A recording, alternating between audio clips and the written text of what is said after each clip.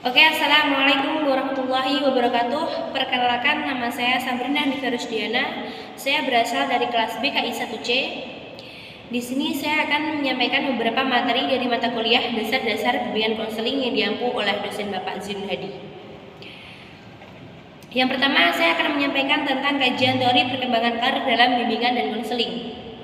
Yaitu yang pertama, ada teori perkembangan karir dengan sumber. Teori ini mengasumsi perkembangan karir merupakan peranan individu dalam dunia yang mereka tempati.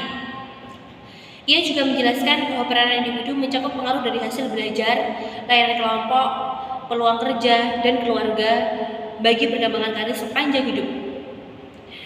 Teori perkembangan super ini adalah salah satu teori yang menggambarkan sebagian kecil rintangan hidup. Lalu yang kedua, ada teori perkembangan karir Ginsberg. Menurut Ginsberg, perkembangan dalam proses pilihan karir mencakup 3 tahap. Yang utama yaitu fantasi, tentatif, dan realistik. Dua masa daripada itu yaitu tentatif dan realistik, masing-masing dibagi atas beberapa tahap. Masa tentatif mencakup usia kurang lebih dari 11 sampai 18 tahun atau masa anak bersekolah di SMP sampai SMA. Dan meliputi 4 tahap yaitu minat, kapasitas, nilai, dan transisi. Masa realistik adalah masa usia anak mengikuti atau mulai bekerja. Masa ini pun juga bertahap, yaitu meliputi eksplorasi, kristalisasi, dan spesifikasi. Lalu yang ketiga ada teori perkembangan karir Johan Holland. Teori Johan Holland adalah teori dengan menggunakan pendekatan yang lebih komprehensif dengan memadukan sains-sains yang telah ada. Pada intinya teori ini menganggap bahwa suatu pemilihan pekerjaan atau jabatan adalah merupakan hasil dari interaksi antara faktor hereditas dengan segala pengaruh budaya, teman bergaul, orang tua, dan orang dewasa atau bahkan orang di sekitarnya yang dianggap memiliki peranan yang paling penting. Lalu yang terakhir ada teori perkembangan karir Rumboldt. Dasar dari teori pemilihan karir dari Rumboldt ini memandang bahwa manusia memilih karirnya sebagai hasil dari pengalaman dan pengaruh yang dimiliki dalam hidupnya.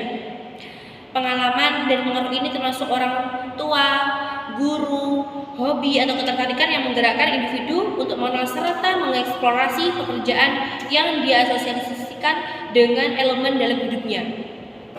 Lalu yang kedua saya akan membahas tentang materi teknik dan keterampilan konseling serta penerapannya dalam praktik.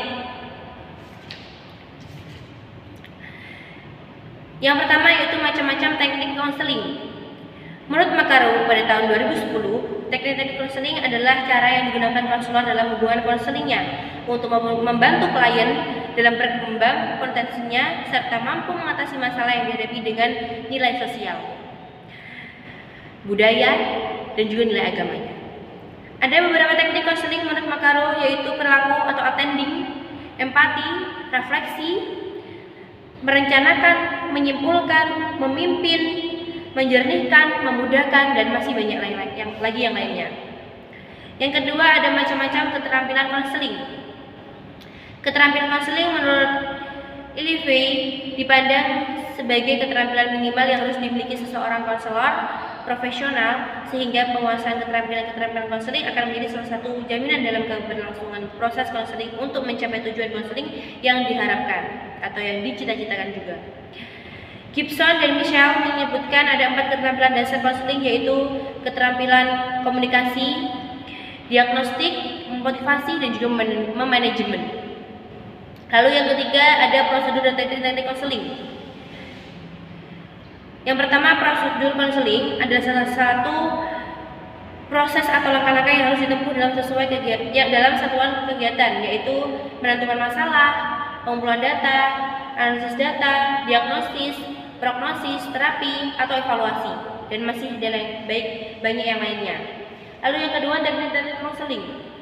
Ada beberapa istilah yang dipakai untuk menanamkan teknik konseling, yaitu keterampilan konseling, strategi, dan teknik-teknik konseling. Sebagai satu proses implementasi teknik-teknik konseling akan melalui beberapa tahap, yaitu persiapan konseling, teknik-teknik dan melakukan konseling tersebut. Oke, mungkin cukup sekian dari penjelasan yang saya sampaikan. Bila ada kurang lebihnya, saya mohon maaf sebesar-besarnya. Billahi taufiq wal hidayah. Wassalamualaikum warahmatullahi wabarakatuh.